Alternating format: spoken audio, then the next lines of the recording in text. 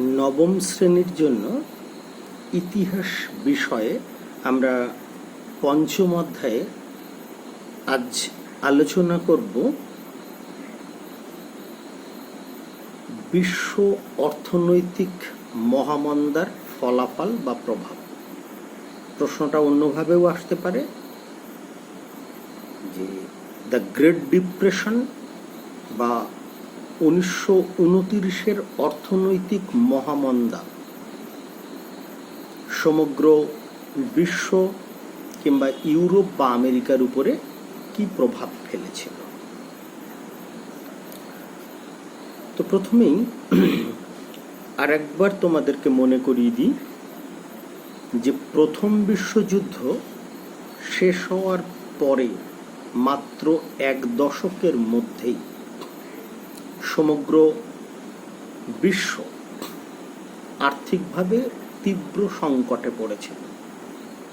এই সংকট সবচেয়ে বেশি অনুভূত হয়েছিল আমেরিকা এবং ইউরোপের দেশগুলিতে, যদিও রাশিয়া এক্ষেত্রে ব্যতিক্রম। এই ঘটনা বিশ্ব ইতিহাসে অর্থনৈতিক মহামন্দা নামে পরিচিত। এর কারণগুলো আমরা বিগত ক্লাসে আলোচনা করেছিলাম। আজকে আলোচনা করব এই অর্থনৈতিক মহামন্দার ফলাফল। তো প্রথমেই বলে নিই যে আমেরিকার উপর বা মার্কিন যুক্তরাষ্ট্রের উপর এই অর্থনৈতিক মহামন্দা কি প্রভাব ফেলেছিল। 1929-এর 24শে অক্টোবর থেকেই আমেরিকার আর্থিক পরিস্থিতি শোচনীয় হয়ে উঠেছিল। বৃহৎ কলকারখানা বন্ধ হয়েছিল, বেকারত্ব বৃদ্ধি পেয়েছিল এবং বহু চেষ্টা সত্ত্বেও বাজারকে নিয়ন্ত্রণে আনা যায়নি এবং আন্তর্জাতিক বাণিজ্যকেও নিয়ন্ত্রণে আনা যায়নি। স্বাভাবিকভাবে মার্কিন যুক্তরাষ্ট্রের অর্থনৈতিক সংকট সব দিক থেকে ঘনীভূত হয়েছিল। দ্বিতীয় বিষয় কি, আমরা আগের দিনই প্রসঙ্গক্রমে বলেছিলাম যে আমেরিকার শেয়ার মার্কেট বা শেয়ার বাজার, ওয়াল স্ট্রিটের যে স্টক মার্কেট, তা ধ্বংস হয়েছিল। সেখানে 12 মিলিয়ন শেয়ার বিক্রি হয়েছিল এবং সে কারণে ঋণের পরিমাণ বৃদ্ধি পেয়েছিল এবং মার্কিন যুক্তরাষ্ট্রে প্রত্যক্ষ বা পরোক্ষভাবে কেউ না কেউ ঋণের জালে আবদ্ধ হয়েছিল। সমস্ত বেসরকারি ঋণ, যার মোট পরিমাণ $20 কোটি উপরে চলে গিয়েছিল। মার্কিন ঋণ নীতিতে এমন একটা পরিস্থিতি তৈরি হয়েছিল যে কোনো গোষ্ঠী ঠিকমতো ঋণ শোধ করতে পারছিল না বা করতে চাইছিল না, ফলে দেশের অর্থনীতি বিপর্যস্ত হয়ে পড়ছিল।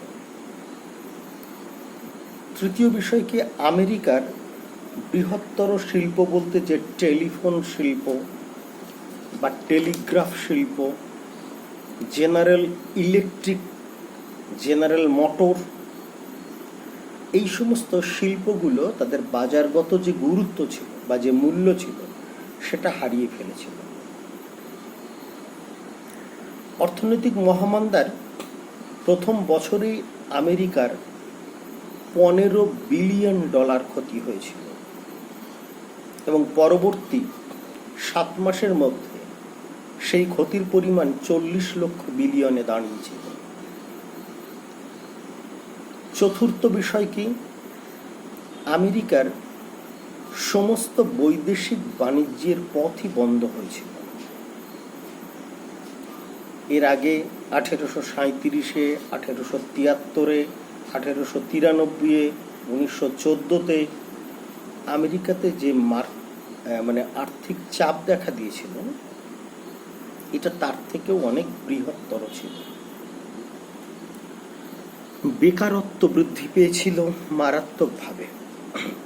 1932 খ্রিস্টাব্দে আমেরিকাতে বেকারের সংখ্যা দাঁড়িয়েছিল 12 মিলিয়নের বেশি। পরবর্তী ফলাফল আমেরিকার ক্ষেত্রে, আমেরিকার জাতীয় আয় নিদারুণভাবে কমেছিল। 1929-এর শুরুতে যেখানে জাতীয় আয় ছিল 80 বিলিয়ন, পরে সেটা কমে অর্ধেক হয়ে যায় 40 বিলিয়ন। আমেরিকার রাষ্ট্রপতি হুভারই বলেছিলেন যে আমেরিকা যুক্তরাষ্ট্র চূড়ান্ত দারিদ্র্যের মধ্যে রয়েছে। পরবর্তী কি, মার্কিন ব্যাংকিং ব্যবস্থা সম্পূর্ণরূপে ভেঙে পড়েছিল। প্রায় 500 ব্যাংক বন্ধ হয়েছিল এবং মার্কিন অর্থনীতির যে একটা বড় বিষয় ছিল দীর্ঘস্থায়ী শিল্পজাত পণ্যের প্রতি নির্ভরশীলতা, সেক্ষেত্রে মানুষের ক্রয় ক্ষমতা হ্রাস পেয়েছিল। মানুষ কেবলমাত্র তার চাহিদাকে সীমাবদ্ধ করেছিল ভোগ্যপণ্য ও খাদ্যপণ্যের ক্ষেত্রে। ফলে অন্যান্য শিল্পজাত পণ্যের চাহিদা বা যোগান সবকিছুই একরকম বন্ধ হয়ে যায়, যা সমগ্র মার্কিন যুক্তরাষ্ট্রের অর্থনীতির উপর তীব্র প্রভাব ফেলে। মার্কিন শিল্পপতিরা তাদের বিনিয়োগের রাস্তা বন্ধ হওয়ায়, মুনাফার রাস্তা বন্ধ হওয়ায় তারা ক্রমশই তাদের আত্মবিশ্বাস হারিয়ে ফেলে এবং সমগ্র আর্থিক উন্নয়নের কর্মকাণ্ড বা পরিকল্পনাটাই বিনষ্ট হয়ে পড়ে। আমেরিকার অর্থনৈতিক মহামন্দার ফলে যেমন তীব্র ক্ষয়ক্ষতির বা আর্থিক সংকটের মুখোমুখি হয়েছিল, সমগ্র ইউরোপীয় দেশগুলিও কিন্তু তার বাইরে ছিল না। ইউরোপের ক্ষেত্রে আমরা কি দেখতে পাই, সেখানেও কিন্তু ব্যাংক ব্যবস্থা বিপর্যস্ত হয়েছিল। 1929 থেকে 32 খ্রিস্টাব্দের মধ্যে প্রায় 3500 ব্যাংক তাদের নিজেদের কাজকর্ম বন্ধ করেছিল। ইউরোপের অস্ট্রিয়া, জার্মানি, চেকোস্লোভাকিয়া প্রভৃতি দেশের ব্যাংক ব্যবস্থা বিনষ্ট হয়েছিল। পরবর্তী বিষয় কি, শুধুমাত্র আমেরিকাতেই বেকার সমস্যা দেখা দেয়নি। 1929 খ্রিস্টাব্দে মার্কিন যুক্তরাষ্ট্রেই যেখানে বেকার সংখ্যা ছিল 10 লক্ষ, 1933-এ মার্কিন যুক্তরাষ্ট্রেই সেই সংখ্যা বেড়ে দাঁড়ায় 1.5 কোটি।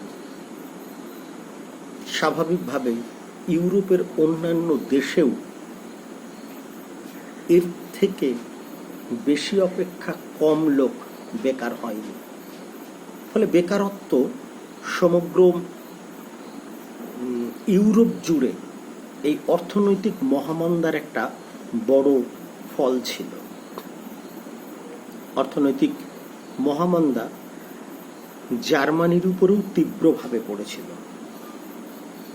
প্রথমত, মার্কিন ঋণ প্রাপ্তি বন্ধ হয়ে যাওয়ায় জার্মানির কাগজের মুদ্রার দাম ভয়ানকভাবে বাড়তে থাকে এবং শেষ পর্যন্ত জার্মানির সেই মুদ্রা মার্ক তাও লোকজন নিতে রাজি হচ্ছিল না। তারা সবাই ব্রিটিশ পাউন্ড বা মার্কিন ডলার দাবি করছিল। মার্কের মূল্য সময়ের সঙ্গে সঙ্গে এতটা কমে গিয়েছিল যে সমস্ত শিল্পপতি বা বিত্তশালী লোকজনের কাছে বিপুল পরিমাণ মার্ক জমা ছিল, তার মূল্য অর্ধেক হয়ে গিয়েছিল। ফলে জার্মানির প্রচুর লোক তাদের অজান্তেই বলা যেতে পারে গরিব হয়েছিল। জার্মানির মুদ্রাস্ফীতি এতটা ভয়াবহ আকার নিয়েছিল যে সামাজিক আর্থিক ক্ষেত্র ওলটপালট হয়ে গিয়েছিল। জার্মানির রপ্তানি বাণিজ্যে বিপুল পরিমাণ ঘাটতি দেখা গিয়েছিল। জার্মানির নথিভুক্ত বেকারের সংখ্যা বিপুল বৃদ্ধি পেয়েছিল। জার্মানিতে অর্থনৈতিক ধস এতটাই গভীর ছিল যে তা সুরাহা করা সম্ভবপর ছিল কিনা তা নিয়ে প্রশ্ন দেখা দিয়েছিল। সবচেয়ে গুরুত্বপূর্ণ ব্যাপার, এই অর্থনৈতিক মহামন্দা জার্মানির উপরে রাজনৈতিকভাবেও দারুণ প্রভাব ফেলেছিল। জার্মানির যুদ্ধ পরবর্তী সময়ে যে ভাইমার প্রজাতন্ত্র গঠিত হয়েছিল তাদের প্রতি মানুষের আস্থা নষ্ট হয়েছিল। 1933-এর নির্বাচনে নাৎসি দল তাদের সদস্য সংখ্যা বাড়িয়েছিল। জার্মানিতে শেষ পর্যন্ত নাৎসি নেতা হিটলার ক্ষমতাসীন হয়েছিল, যা সমগ্র বিশ্বকে পরবর্তীকালে ভয়ঙ্কর সংকটের দিকে ঠেলে দিয়েছিল। জার্মানি বিপুল পরিমাণ প্রাচীর শুল্ক গঠন করে নিজেদের দেশের শিল্প কলকারখানা বাঁচাতে চাইলেও সক্ষম হয়নি। এই অর্থনৈতিক মহামন্দার আরেকটি ফলাফল হল সমগ্র ইউরোপে অর্থনৈতিক জাতীয়তাবাদী ধারণা, মানে অর্থনৈতিক জাতীয়তাবাদের ধারণা প্রবল হয়ে উঠেছিল। প্রত্যেকটা দেশ উচ্চ শুল্ক প্রাচীর গড়ে তুলে তাদের দেশে মাল আমদানি বন্ধ করার চেষ্টা করে, ফলে আন্তর্জাতিক বাণিজ্য বড় রকমের ধাক্কা পায়। মার্কিন যুক্তরাষ্ট্র মনরো নীতির দোহাই দিয়ে ইউরোপের অর্থনৈতিক জটিলতা ও ইউরোপীয় মাল আমদানি থেকে বিরত থাকে। ফলে মার্কিন যুক্তরাষ্ট্র অন্য দেশগুলি থেকে পণ্য না কেনাই তার আন্তর্জাতিক বাণিজ্যও কিন্তু ব্যাপক সমস্যার সম্মুখীন হয়।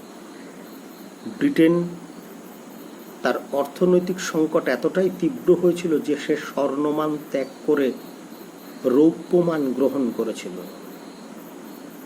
বিভিন্ন দেশে অর্থনৈতিক শুল্ক সংগঠন গড়ে ওঠায় সমগ্র বিশ্বে আন্তর্জাতিক বাণিজ্য সংকুচিত হয়েছিল। আরেকটা বিষয় কি না, অর্থনৈতিক মন্দার একটা আদর্শগত প্রভাব ছিল। 1930 খ্রিস্টাব্দে এই অর্থনৈতিক মন্দার যেমন সুদূর প্রসারে প্রভাব ছিল, তেমনি তাৎক্ষণিক প্রতিক্রিয়াও কম ছিল না। মহামন্দা যেন ছিল একটা রক্তপাতহীন যুদ্ধ। সোভিয়েত ইউনিয়ন ছাড়া বিশ্বের সমস্ত ধনতান্ত্রিক দেশগুলি এই সংকটের মধ্যে পড়েছিল। অনেকে বলেন যে ইউরোপের শিল্প বিপ্লবের সূত্র ধরে যে ধনতান্ত্রিক সমাজ গঠিত হয়েছিল, যার মূল কথাই ছিল অধিক উৎপাদন, অধিক মুনাফা, এই মহামন্দা বা এই মহামন্দার কুফল সেই দেশগুলিতেই বেশি দেখা দিয়েছে। ফলে ধনতান্ত্রিক অর্থ ব্যবস্থার দ্বারা চালিত দেশ, উদারতন্ত্রী আদর্শের দেশ বা বুর্জোয়া শাসনতান্ত্রিক দেশগুলির প্রতি জনগণের আস্থা হারায়। একই সঙ্গে গণতান্ত্রিক দেশগুলির প্রতিও, মানে গণতান্ত্রিক দেশগুলিতেও এই মহামন্দা এক সর্বনাশা ডেকে এনেছিল। অবাধ বাণিজ্য, মুক্ত অর্থনীতি, সীমাহীন উৎপাদন, সীমাহীন সম্পদ অর্জন, শিল্প বাণিজ্যে হস্তক্ষেপ না করার নীতি, সবকিছুই এই অর্থনৈতিক মহামন্দার যুগে নষ্ট হয়েছিল। সবচেয়ে বড় কথা, অর্থনৈতিক মহামন্দা বিশ্বে ডিকটেটরশিপ বা একদলীয় শাসনতন্ত্রের প্রতি মানুষের আস্থা তৈরি করেছিল, যা ভবিষ্যতে ভালো ফল দেয়নি। কেননা এই পটভূমিতেই জন্ম নিয়েছিল মুসোলিনি মতো ফ্যাসিস্ট নেতা, হিটলারের মতো নাৎসি নেতা, যারা পরবর্তীকালে দ্বিতীয় বিশ্বযুদ্ধের জন্য অন্যতম দায়ী ব্যক্তি ছিলেন। তো স্বাভাবিকভাবে আমরা বলতে পারি যে 1929-এর অর্থনৈতিক মহামন্দা সমগ্র বিশ্ব তথা আমেরিকা এবং ইউরোপকে দারুণভাবে অর্থনৈতিক ও রাজনৈতিকভাবে প্রভাবিত করেছিল।